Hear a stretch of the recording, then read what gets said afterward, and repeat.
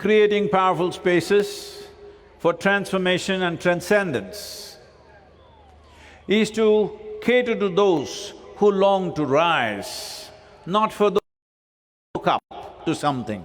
Those who intend to rise above the mundane and touch the magical aspects of life and its source.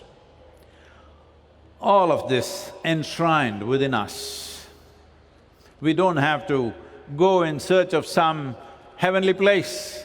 It is all enshrined within us. The question is only, will we find access or not? To make possible as to how one can transcend the reptilian brain that enslaves us to boundaries. Boundaries and boundaries, people are going on creating. When we were born, there were no boundaries. But what we call as growing up is essentially a way of enslaving ourselves to the boundaries, psychological, emotional, social and other kinds of boundaries that we build around ourselves. Sometimes you can sugarcoat your boundary and if the prison walls, suppose you're put in a prison and the prison walls are coated with honey, if you're licking it every day, you think prison is a great place. But the possibility of what it means to be a human being is not realized. The significant aspect of being human is that every other creature on this planet, whatever they are, because many people like to call themselves lions, many others today want to call themselves as tigers. I just reminding you, it is a serious step back in evolution. Whether you are a tiger or a lion or a house cat, whatever you are, it is very significant. Being a human being means you are the peak of evolution.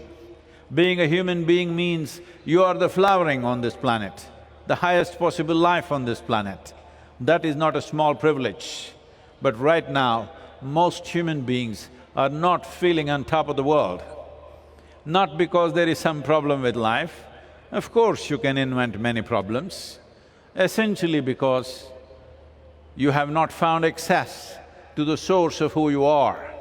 Because human experience, both joy and misery, pain and pleasure, agony and ecstasy, is all generated from within. Why would you create pain and suffering for yourself if you had found excess? Because the moment you misunderstand your psychological process as life process, then suffering is inevitable, because the nature of your mind is just a consequence of what kind of impressions, what kind of material, what kind of data. This is Bangalore city, I have to use the right words, data. What's your GB, eh? Hello? What's your memory GB, I'm asking? Okay So, what kind of data you have gathered decides, and how you choose to use it decides the nature of your experience. So the reason why these powerful spaces consecrated in a way that they become a doorway to go beyond these daily concerns of life, to go beyond the ways of the body and the ways of our psychological process, because what we call as body and what we call as our mind, these are instruments that we slowly gathered over a period of time. And these instruments should work as stepping stones in our life. But unfortunately, for most human beings, it has become a quicksand that people sink into and never come out of.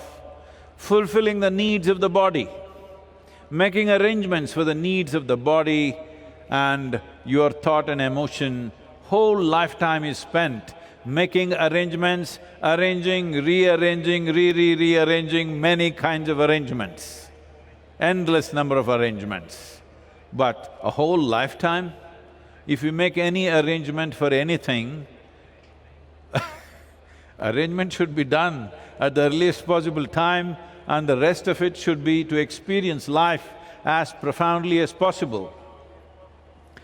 So the entire gamut of life's possibilities in terms of profoundness, in terms of sweetness, in terms of knowing the nature of our existence, knowing the nature of the source of our existence is completely missed.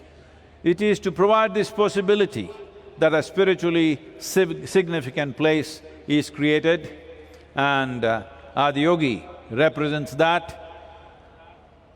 Adiyogi generally worshipped in the country as Shiva, yes.